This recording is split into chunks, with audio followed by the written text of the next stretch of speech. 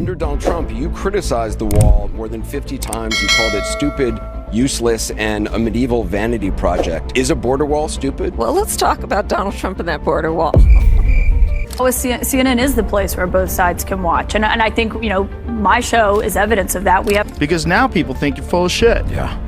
And you could have just been actual, just straightforward journalists and been beyond reproach and probably got away with it. You wouldn't have got as much money. This dude is one of the most unintelligent billionaires I have ever met. Did she really say that? She really said that. Wow, I want to meet her friends. They're probably cool. The danger in the lack of intelligence and the lack of expertise Elon has. I mean, this guy is one of the most morally vacant, but also least knowledgeable about these systems that we really know of. Imagine the conversation you'd have with her friends. If he's the most unintelligent person she's ever met, wow, her friends must be amazing. I want to go to one of those parties. It's probably just like fascinating person after fascinating person. I was just reading something about CNN's ratings and MSNBC's ratings post-election. They've crashed. All these left-wing kooks on YouTube are hemorrhaging subscribers. This is absolutely hilarious. The woke crowd still hasn't learned their lesson and is now trying to cancel Joe Rogan. But with his sharp wit, Rogan effortlessly dismantles woke liberals, including media allies like MSNBC and CNN. Before we dive into the video, don't forget to like and subscribe if you enjoy our content. 90% of you haven't subscribed yet. They took a clip of me talking about Tulsi Gabbard and they edited it up and made it look like I was saying great things about Kamala Harris. Wait, what? Yeah. You and I have been mashed up on other stuff and AI, and I don't want to, like you said, we don't want to draw attention. That got taken off the internet, thank goodness. But it was bullshit. It was it was AI and mashup. Yeah, there's a lot of AI ads with us. They did that about politics. Yes, they did it about politics, but they didn't do it like AI. They just deceptively edited the things that I was saying, took it completely out of context. Where I was talking about, first of all, I was talking about Tulsi Gabbard, and then I was talking about that. The media behind Kamala Harris, all this surge and all these people just deciding that she's good, she could win.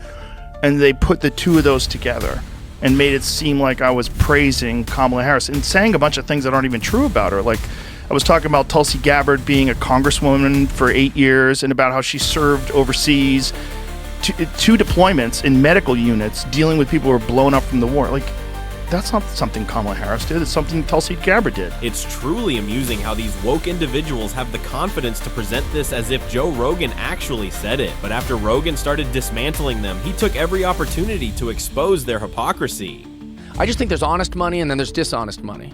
And I've never had the stomach for... You mean like the money they paid the people to endorse Kamala Harris? Oh yeah, that's pretty dishonest money right there. So Cardi wild. B, Beyonce. Did you know that was even legal? Fools. Did you know that was even legal? It shouldn't be legal. The View keeps yammering about how Elon Musk shouldn't be allowed. Or I saw a video yesterday about you. Oh, the Joe Rogans of the world are influencing. You're like... Oh, that's that feminist guy? Yeah, and like they're so He tried mad. to say that there's this multi-billion-dollar right-wing ecosystem that's been developed, just like a terrorist network that radicalizes young people. Like, what, by talking to scientists? By telling them to be good guys? To tell them to be honorable to their partner? Radicalizes. That's not radical. Radicalizes. Also, let me ask you, on air for this podcast, how much money did Donald Trump give you to endorse him? $100 million. No, he didn't. He gave me nothing. Gave you zero, Joe. Gave me nothing. He gave you zero because you thought, I think that this is what's best for the country, given the two options. I knew the resistance that it would face, but how I much think did Beyonce get? She got $10 million. $10 million? But hold on. She talked for like 3 minutes. That's good. Despite their threats, Joe Rogan never hesitated to do the right thing for them. Time and again, he reached out to Kay's team, but they stuck to their lies, relentlessly calling him out. Yet Rogan kept dismantling them in every podcast, starting with these moments. So everybody forever was like, Kamala Harris is the worst vice president. She's the least popular vice president of all time. And then in a moment in time, all of a sudden she's our solution. She's our hero. Everybody's with her. All these social media posts about her. Try Googling a negative story on her. You won't find one. So Ta-da! Okay, Now, this is genuinely hilarious. That's why Steven is shouting alone on the other side about her. But this is just the beginning, because what Joe Rogan is about to drop is on another level. George Soros to be anti-Semitic. You're anti-Semitic. Right. If you're going after Officer Harris, you're either racist or sexist or ableist. Right. So they will use... Ableist? Yeah, because she's a retard. She's literally retarded. I mean, Ukraine is a country in Europe, and Russia is another country, and a powerful country, and Russia invaded Ukraine, and that's wrong. What's really important is what can be unburdened by what has been. I think of her as America's wine mom, because bitch seems like she's 3 deep by noon, and she's got the 3 phases of wine mom. She's got happy drunk. Oh my God, this cereal's got a rabbit on it. It's so great. Cackling, cackling, cackling. Then there is trying to drunk at work, where you're trying to make sense, but you don't. Space is around us all and unites us all and inspires us all.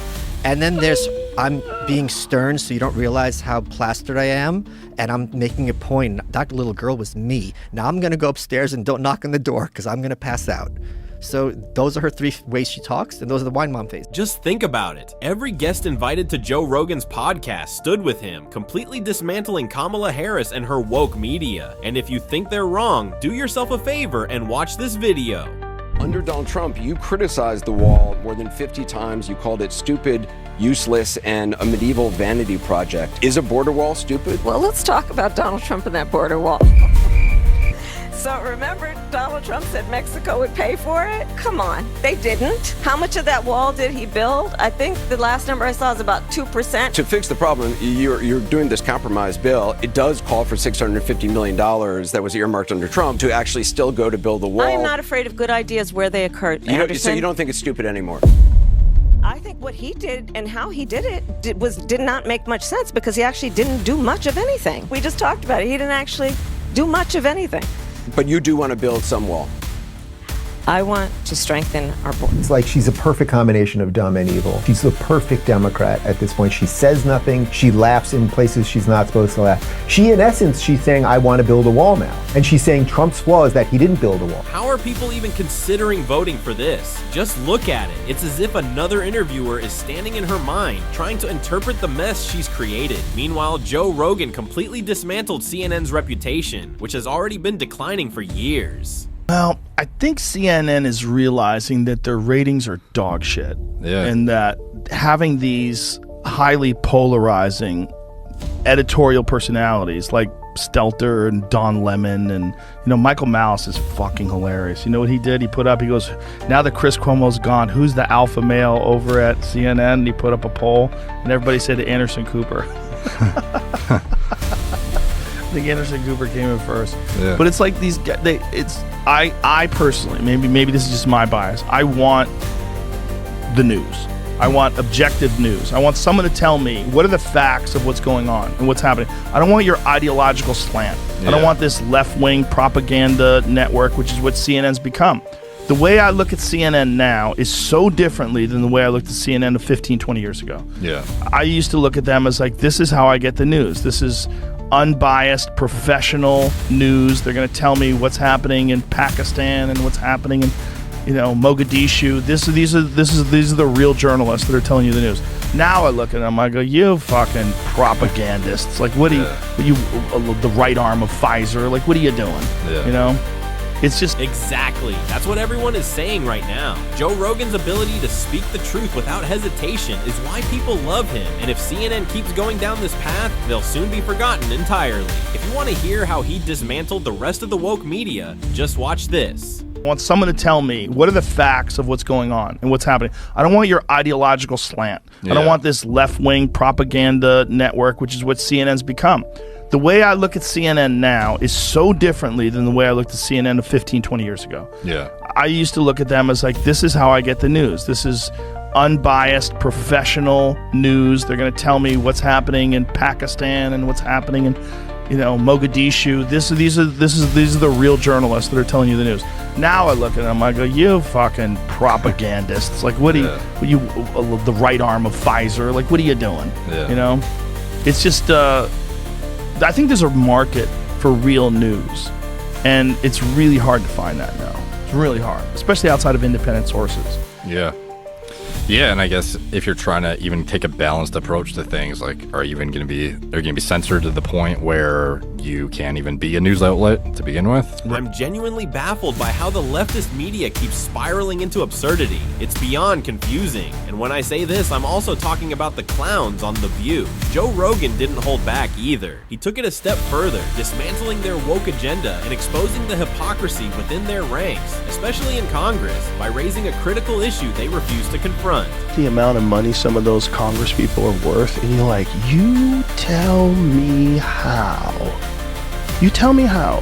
You make $180,000 a year and you're worth $30 million. You tell me how. You tell me how. I can't find a way that makes any sense. This is mathematically impossible, yet the woke crowd on the left just won't stop talking about it. And when I say this, I need you to watch this very clip to see for yourself. If you think about Joe Rogan, he's got the #1 podcast in the country. And then you start to think, well, it's men. She has a problem with men. There are many men that don't want to vote for her. She doesn't have a problem with her. That's right. Yeah, that's problem with her. That's much better. That's much better. Thank you for Wait, correcting let me you want Kamala to go on Rogan's podcast to appeal to men, but then you say it's not her, it's men who have problem with her. So you're blaming the audience of the very podcast that you are trying to win over, and honestly insulting them. I don't understand. I think that's a very entitled attitude. This is exactly who they are. And by the way, they represent all the wokies in the US. This might not seem directly related, but you need to see this video where the wokies are losing their minds over Trump. Don't forget to like and subscribe, and be sure to drop your thoughts in the comments. NCAA has complied immediately, by the way, that's good. But I understand Maine, is Maine here, the governor of Maine? Are you not going to comply with it? Well, we are the federal law. Well, you better do it. You better do it, because you're not going to get any federal funding at all if you don't. And by the way, your population, even though it's somewhat liberal, although I did very well there, your population doesn't want men playing in women's sports. So you better comply, because otherwise you're not getting any federal funding. Every state, good, I'll see you in court. I look forward to that. That should be a real easy one. And enjoy your life after governor, because I don't think you'll be in elected politics.